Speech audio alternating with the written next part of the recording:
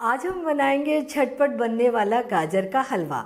इसमें हम दूध, घी, मावा, कंडेंस मिल्क, मिल्क पाउडर बिल्कुल यूज नहीं करेंगे और ये हलवा बहुत जल्दी बनेगा और इतना टेस्टी बनेगा, आपके पूरे परिवार को बहुत पसंद आएगा। नमस्कार, nishammadhulika.com में आपका स्वागत है।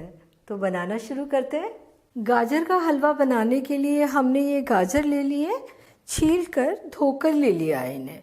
बाजार से गाजर खरीदते समय ध्यान रखें कि ये लाल हो, ताजी हो, सूखी ना हो, इस तरह की हो। तो ग्रेट करने के लिए हम गाजर को ऐसे 3 टुकड़ों में काट लेंगे। ज़्यादा लंबी है ये तो हैंडल होने में थोड़ी सी दिक्कत आती है। और ये ग्रेटर, इसमें एक और थोड़े से बड़े होल हैं और एक और थोड़े से बारीक। तो मैं ये थोड़े मोटे वाले से इन्हें ग्रेट करूँगी। हम गाजर को ग्रेट करके हलवा बना रहे हैं। आप ऐसा भी कर सकते हैं कि इन्हें आप छोटा छोटा काट लें और बाद में उबलने के बाद मैश कर लें, और उसमें मैश करने में बहुत टाइम लग जाता है। अभी जो ग्रेट करने में थोड़ा सा ज़्यादा टाइम लगेगा, लेकिन जब दोनों का टाइम मिलाएंगे तो ग्रेट करके हलवा बनाने में टाइम आपका बचेगा। जो बीच का पार्ट है थोड़ा सा येलो वाला, वो हम निकाल देते हैं। इसका टेस्ट मीठा नहीं होता, इसे निकाल देने से हलवा बहुत ज़्यादा टेस्टी बनेगा। लेकिन अगर आप गाजर को पतला पतला काट रहे हैं, उसमें से इसे निकालना मुश्किल होता है, तो उस पॉइंट से भी हमें गाजर ग्रेट करना ज़्यादा अच्छा है। ये गाजर ग्रेट हो गई और इन्हें ग्रेट करने में मुझे 7 मिनट लगे हैं। और ये देखिए, इतने पीसेज इसके बीच के जो येलो पार्ट हैं लगभग 100 ग्राम होंगे। हमने 600 ग्राम गाजर ली थी, तो आप उन्हें आधी किलो गाजर मान लीजिए।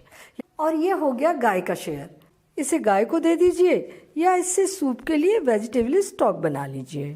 थर्ड स्टेप, हम इसे कुकर में कुक करेंगे ताकि ये जल्दी से कुक हो जाएगा।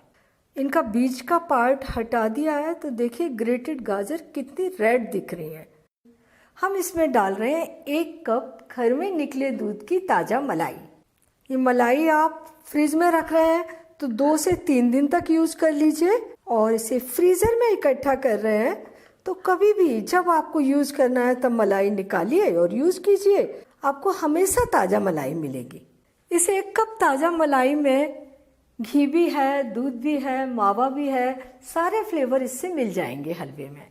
फ्लेम को ऑन कर देते हैं और मलाई को गाजर में अच्छे तरीके से मिला देते हैं। इसकी जगह आप आधा कप मावा और 2 टेबलस्पून घी का भी यूज़ कर सकते हैं।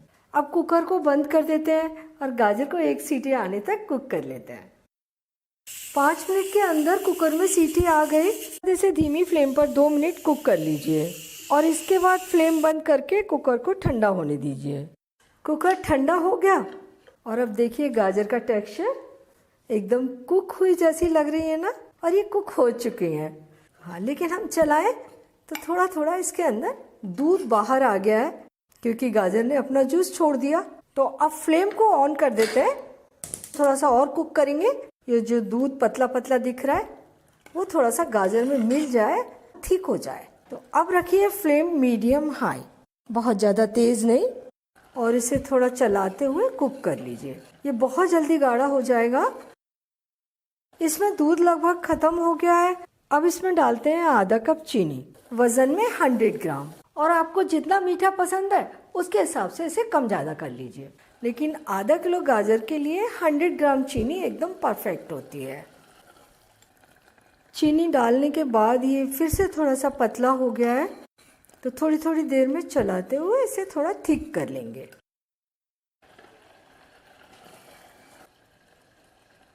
जो पानी आ गया था हलवे में वो भी खत्म हो गया, चीनी घुल गई पूरी तरीके से। अब इसमें डालते हैं ड्राई फ्रूट। तो 2-3 चम्मच काजू, 2-3 चम्मच बादाम। ड्राई फ्रूट आप अपनी पसंद से थोड़े ज़्यादा या थोड़े कम या कोई भी ड्राई फ्रूट डाल सकते हैं। और ये 4 छोटी इलायची को छीलकर दरदरा कूट कर ले लिया है। ताज़ी कुटी हुई इलायची डालें, बहुत अच्छी खुशबू आती है। मिला लेते हैं इन्हें। और ये देखिए हलवा का टेक्सचर और इसकी शाइन। पानी, दूध सब खत्म हो गया। अच्छा थिक हलवा बन गया और बनने में मुश्किल से इसे 25 मिनट लगे होंगे। फ्लेम बंद कर देते हैं और इसे निकाल लीजिए।